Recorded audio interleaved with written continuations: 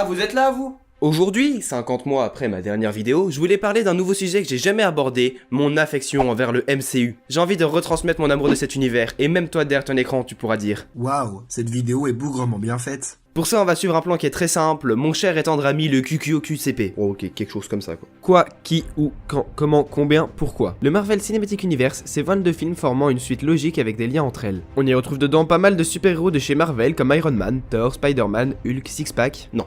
Ce mec existe, c'est déjà bien. Marvel et Disney ont décidé de, selon Blog du cinéma, mettre en place une stratégie pour installer durablement leurs œuvres, personnages et produits dérivés auprès du public et garantir par la même occasion le succès de chacun. Voilà, ça c'est la version marketing. Personnellement, je serais plus à cœur de dire que j'aime bien voir des gros héros badass dans des gros blockbusters. Et il m'en faut peu, j'avoue. Le 30 avril 2008, l'idée est lancée avec une scène post-générique dans Iron Man, que voici.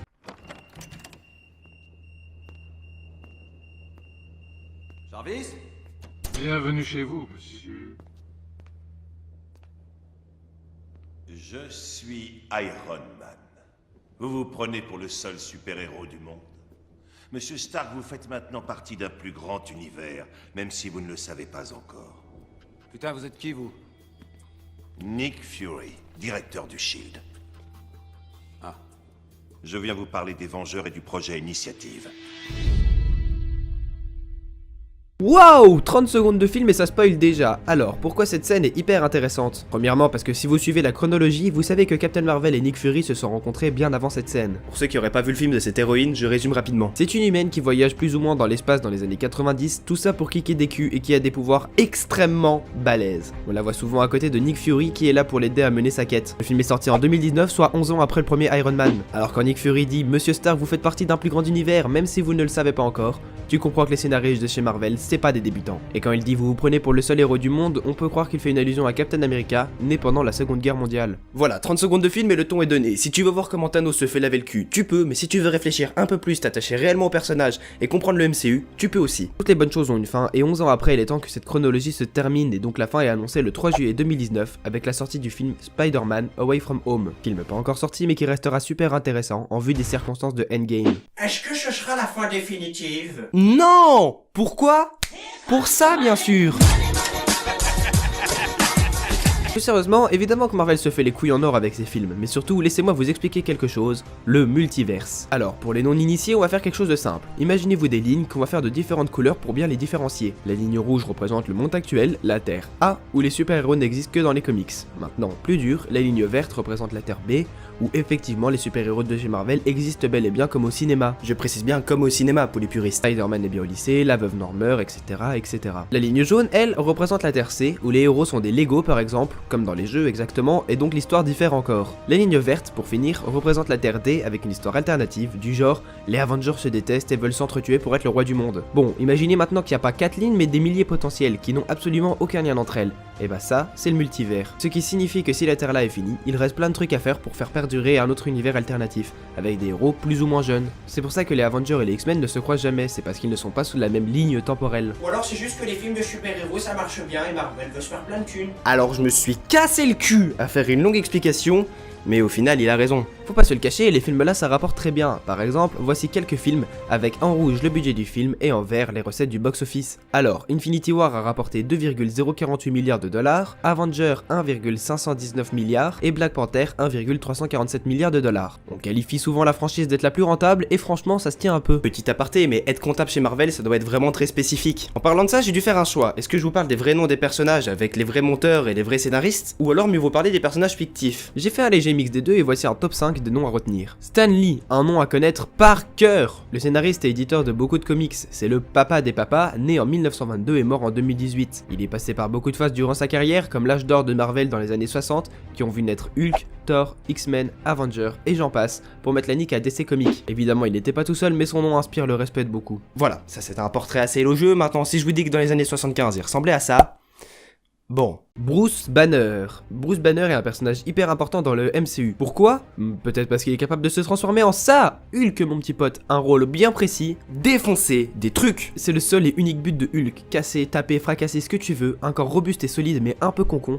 Contrairement à son hôte, Bruce Banner. Bref, tout ça pour dire, Banner est un être intelligent et très stratégique. Hulk défonce tout, alors les deux mélangés, ça fait plaisir. Chez Marvel, il y a des dieux et dans le MCU aussi. Si je vous dis Dieu du tonnerre, vous devez me répondre Pikachu. mais bien sûr, c'est un bon personnage dans Dragon Ball Z avec Naruto comme protagoniste. Thor, évidemment. Ce mec est complet, il est à la fois très puissant, très humble, assez intelligent, et c'est le dieu du tonnerre quoi. Il est très connu pour son marteau, le Mjolnir, que lui seul peut soulever.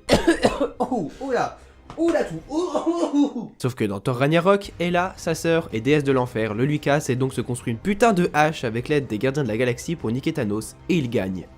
Non. Face au combat contre Thanos, il démonte des mers grâce à cette fameuse hache, et je vous laisse regarder cette scène.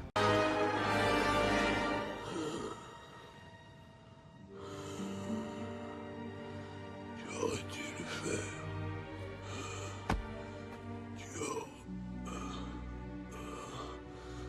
Oui, tu aurais dû me couper la tête.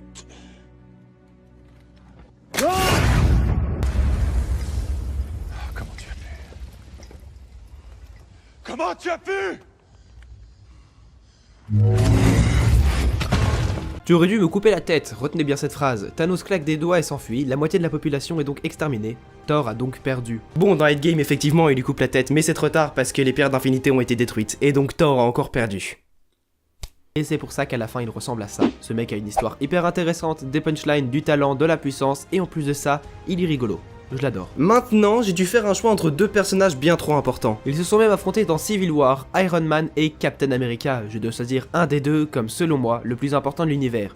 Du coup, on va commencer par celui que j'aime le moins, Captain America. Captain America, au début je l'aimais pas trop, puis quand l'histoire a commencé à avancer, là il était de plus en plus intéressant. C'est un personnage avec du caractère, une histoire, un background, comme Spider-Man que j'adore, qui est mon héros préféré mais qui est trop peu sous les projecteurs. Revenons-en au Captain, je vais tenter d'être assez bref sinon la vidéo durera 50 minutes. Qu'est-ce qu'on sait sur lui? C'est un humain, il n'a pas de pouvoir spécifique, mais s'il fait partie des Vengeurs, c'est grâce au programme qu'il a subi pendant la Seconde Guerre mondiale contre l'Hydra. Cette organisation, c'est plus ou moins les nazis. Le programme Sérum du super soldat qui augmentait pas mal de choses comme sa force, son agilité, ses réflexes, sa résistance et d'autres trucs. Il est donc physiquement parfait. Mais moralement, c'est encore mieux, sa volonté est sa véritable force. Il n'a peur de rien, il veut toujours se battre et dans Civil War, film que j'ai particulièrement aimé, il va à l'encontre de l'État et de ses représentants, donc certains Avengers pour aller sauver un pote. YOLO. Et dans la description, je vous ai mis une petite vidéo montrant toutes les fois où il se fait sévèrement marave, mais à chaque fois il sort sa fameuse punchline.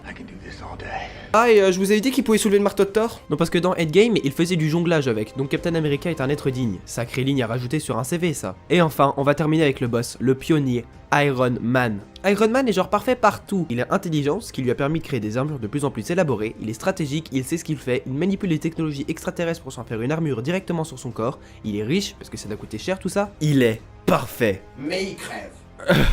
Ouais. Sérieusement, Captain soulève le marteau, Iron Man arrive et dit « Moi je contrôle le gant de l'infini, y'a quoi ?» Bon, calmos la présentation épique, je vais pas vous faire toute la présentation de Tony Stark parce que tout le monde le connaît, et je pense qu'il y a des vidéos un peu plus détaillées sur son histoire. Ce mec est incroyablement intelligent, mais tellement confiant de lui-même qu'il crée un ennemi surpuissant, Ultron, qui cause de très très lourds dégâts en Sokovie, lieu de l'affrontement final. En vue des morts illégitimes, ça crée la discorde au sein des Avengers, et Iron Man doit se battre avec Captain America dans cette scène qui est juste sublime.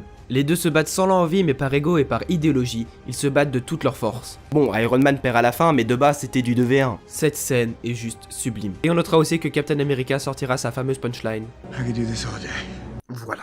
Deux hommes fatigués mais fascinants dans juste un seul film. Maintenant, imaginez ça dans tous les films où il apparaît. On notera aussi sa mort dans Endgame qui mettra de la poussière dans beaucoup d'yeux. De la première seconde dans le MCU jusqu'à sa mort, Iron Man reste et restera selon moi le protagoniste suprême de cette histoire. Si je voulais tant vous parler du MCU, c'est parce que c'est des films que j'adore voir et des histoires que j'adore entendre. En plus de ça, les acteurs jouent très bien leur rôle, comme Robert Downey Jr. qui joue parfaitement bien son rôle d'Iron Man, et j'aurais du mal à voir quelqu'un d'autre d'ailleurs. Et finalement, la seule chose du MCU à retenir, Wakanda Forever.